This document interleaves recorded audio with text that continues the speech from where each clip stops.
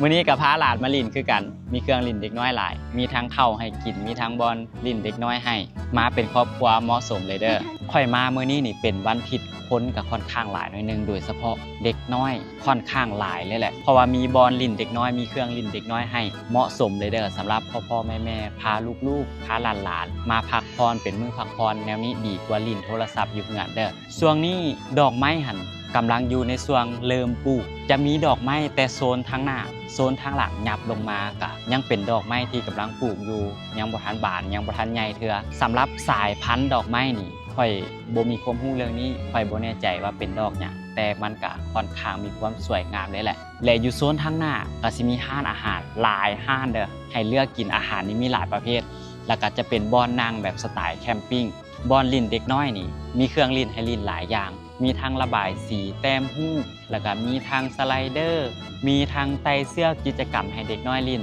บรรยากาศโดยรวมก็สิเป็นประมาณนี้อยู่ก้องทางรถไฟเลยค่อยบ่แน่ใจว่าอยู่บ้านอย่างเดียวค่อยสิปักหมุดโลเคชั่นให้อยู่ก้องวิดีโอเด้อ